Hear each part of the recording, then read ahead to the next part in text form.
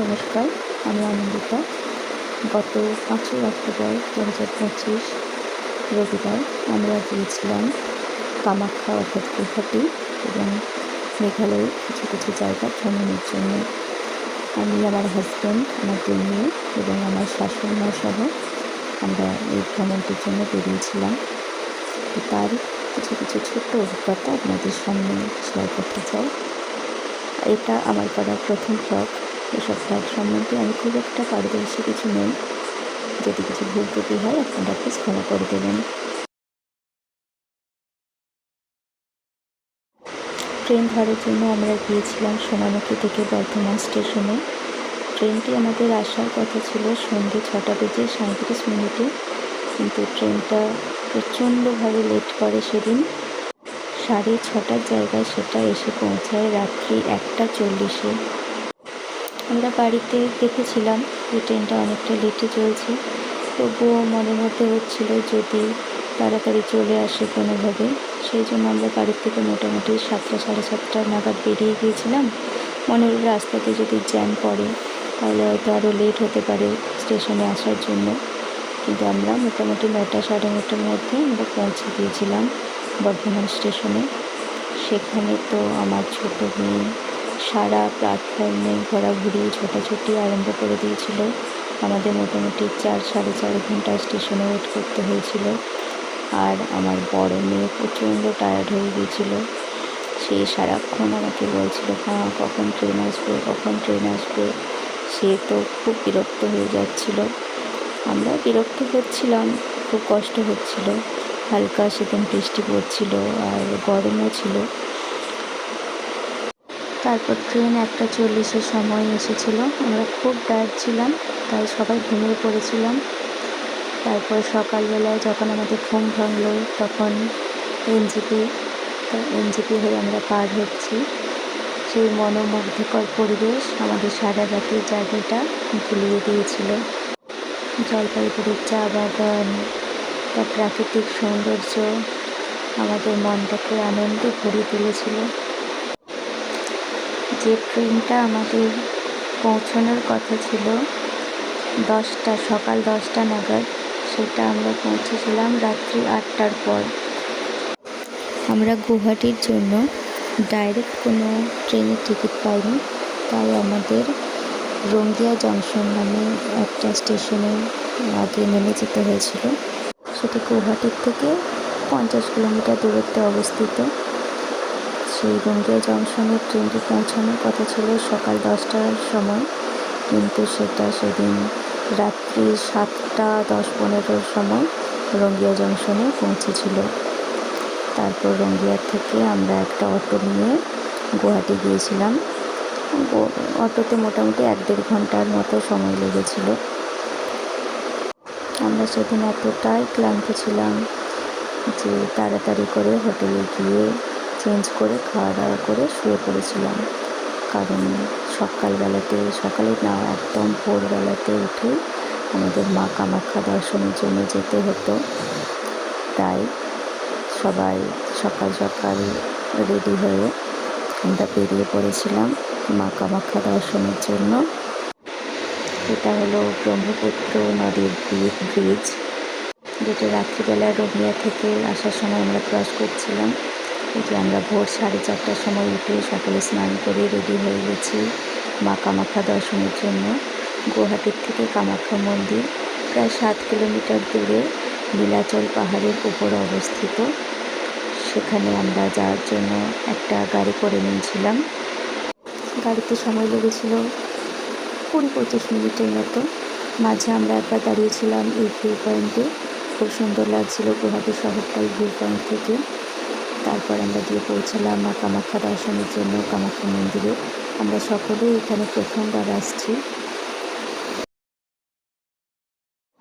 আমরা সকলেই জানি কামাখ্যা মন্দির হলো 51 পীঠের অন্যতম এক সতীপীঠ। ধরে নেওয়া হয় এখানে দেবীর যোনি পতিত হয়েছিল। সতী যখন নিজের দেহত্যাগ করেন তখন শিব তাণ্ডব শুরু করেন। সেই তাণ্ডব থামানোর জন্য শ্রী বিষ্ণু তার সুদর্শন চক্র দিয়ে দেবীর শরীর 51 খণ্ডে বিভক্ত করেছিলেন এবং সেই খণ্ডগুলি পৃথিবীর নানান প্রান্তে পতিত হয় এবং যেখানে যেখানে পতিত হয় সেখানে সেখানে এক এক সতীপীঠ গড়ে ওঠে। সেই সতীপীঠেরই অন্যতম এক পীঠ হলো এই কামাখ্যা মন্দির। কামাখ্যা মন্দির প্রতিষ্ঠা করেন অহোম রাজারা। এখানে দেখতে পাবেন আপনারা অনেক শিলা মূর্তি এখানে অবস্থিত আছে। মায়ের প্রতিকৃতি হিসাবে অনেক মূর্তিকে এখানে পূজা করা হয়। আর মায়ের গর্ভগৃহে আছে শুধুমাত্র একটি শিলারূপী প্রস্তরখণ্ড, যেটি এখানে পূজিত হয়। যে মন্দিরে সমস্ত কারুকার্য করা আছে। আর কামাখ্যা মন্দির হলো তান্ত্রিকদেরও এক মহাপীঠস্থান, তন্ত্র সাধনার এক পীঠস্থান। অম্বুবাচীর সময় এখানে শুনেছি অনেক মেলা হয়। দেবী কামাখ্যা মানুষের মনে সমস্ত কামনা বাসনা সব পূরণ করেন। আবার তিনি প্রজননেরও দেবী। যদি কিছু ভুল বলে থাকি আপনারা ক্ষমা করে দেবেন এবং ভুলটি সংশোধন করে দেবেন। তারপর আমরা সেদিন পুজো দেওয়ার জন্য লম্বা লাইনে দাঁড়িয়েছিলাম। সেখান থেকে পুজো দেওয়ার পর আমরা মন্দির চত্বরটি একটু ঘুরে দেখছিলাম। এখানে অনেক পাথরের মূর্তি আছে এবং পাথরের অনেক পুরনো সিঁড়ি দেখে বোঝা যাচ্ছে এগুলো অনেক পুরনো দিনের। সামনে দেখতে পাবেন বলিঘর, সেখানে বলি দেওয়া হয়। অনেক ছাগল ঘোরাঘুরি করছিল, মনে হয় সেই সব ছাগলদেরও বলি দেওয়া হয় এবং পায়রারও বলি দেওয়া হয়, এটুকু শুনেছি। যখন বলি দেওয়া হয় না সেগুলিকে অনেক সময় ছেড়েও দেওয়া হয়। এই যে লম্বা লাইনে, আর ওইদিকে আছে ভিআইপি লাইন, যার জন্য কুপন নিতে হয় 501 টাকার। আর এটি হলো কুণ্ড। আমরা এই কুণ্ডে প্রণাম করে এলাম, মাথায় জল নিয়ে এলাম। তারপর এই মন্দিরটি আমরা ঘোরাঘুরি করছিলাম, খুব ভালো লাগছিল, মনটা শান্তিতে ভরে যাচ্ছিল। আমার মেয়ে সেখানে ছোট ছোট ছাগলদের পেয়ে খুব খুশি ছিল। আরও অনেক ছোট ছোট বাচ্চারা সেখানে ঘোরাঘুরি করছিল, তারা সবসময় ওই ছাগলগুলির পেছনে ছুটে বেড়াচ্ছিল। আর আমরা মন্দিরটি ঘুরে দেখছিলাম।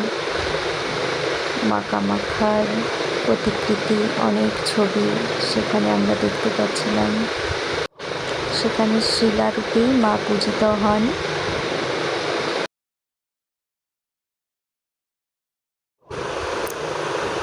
এখানের মন্দিরের কারুকার্যগুলো আমাদের সকলেরই খুব ভালো লাগছিল, দেখেই বোঝা যাচ্ছিল এগুলো অনেক অনেক দিন পুরনো।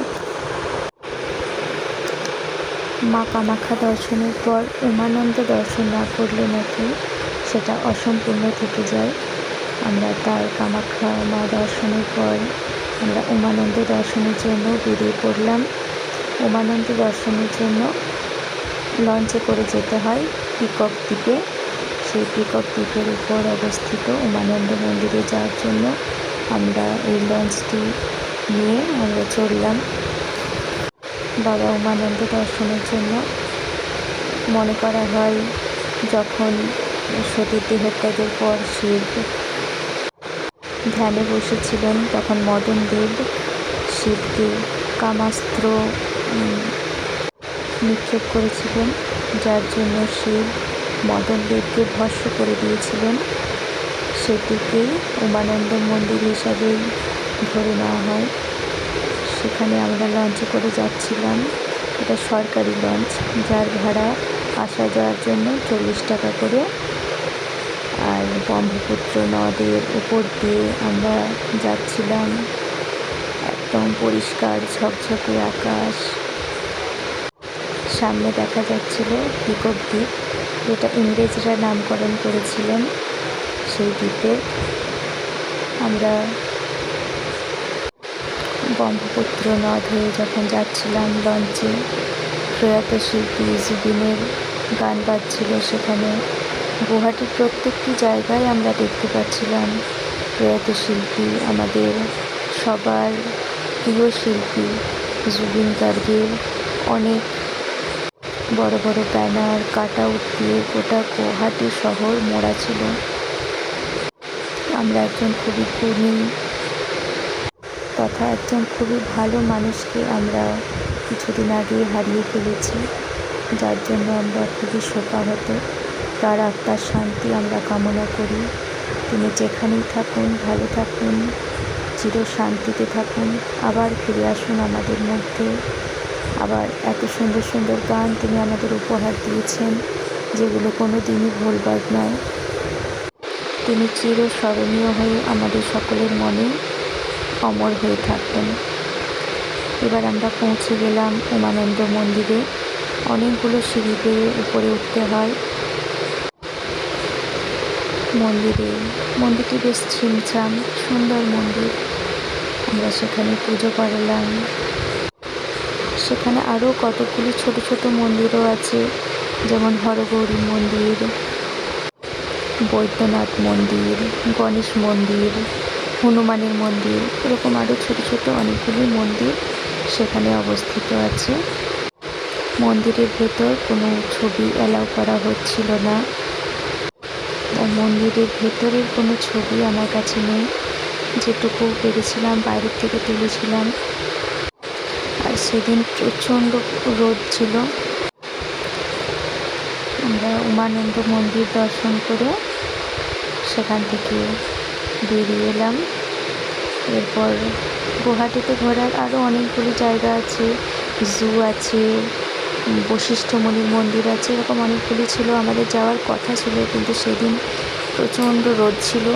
রোদে গরমে এতগুলো সিঁড়ি ওঠানামা করে বাচ্চাটা আমার ঘুমিয়ে গিয়েছিল, তো আর পারছিলাম না আমরা। সেই জন্য একদম উমানন্দ মন্দির দর্শন করে আমরা গুয়াহাটির হোটেল থেকে চেক আউট করে বেরিয়ে গিয়েছিলাম শিলংয়ের উদ্দেশ্যে। যদি আবার কোনো দিন সম্ভব হয় তখন আবার আসবো গুয়াহাটি, মা কামাখ্যার কাছে, বাবা উমানন্দর কাছে। আর গুয়াহাটির যে সমস্ত জায়গা আমাদের দেখা হলো না, সেই সমস্ত জায়গা যদি মায়ের ডাক আসে নিশ্চয়ই আবার যাওয়ার চেষ্টা করব। তবে গুয়াহাটি আমাদের খুবই ভালো লেগেছে। গুয়াহাটি শহর খুবই সুন্দর একটি শহর, আমাদের খুব ভালো লেগেছে গুয়াহাটি শহর। আমার এই ছোট্ট ব্লগটি আপনাদের কেমন লাগলো একটু সবাই জানাবেন। আমার ভ্রমণের পরবর্তী আরও ছোট ছোট ব্লগ আমি কিছু আপলোড করার আপনাদের সামনে চেষ্টা করব। এরপর আমরা গিয়েছিলাম শিলং থেকে চিরাপুঞ্জি, ডাউকি, মাউলিলং, সেসব জায়গা আমরা গিয়েছিলাম। আমি চেষ্টা করব তারও ছোট ছোট কিছু ভিডিও ব্লগ আপলোড করার। আপনারা সাথে থাকবেন, পাশে থাকবেন, আমাদের ভালোবাসা দেবেন। Thank you. ভালো থাকবেন আপনারা সকলে। আপনাদের সাথে আবার পরে অনেক অনেক গল্প হবে। আর এখানে দেখতে পাচ্ছেন আপনারা একটা রোপওয়ে আছে। আমাদের ইচ্ছে ছিল চাপার, কিন্তু এবারে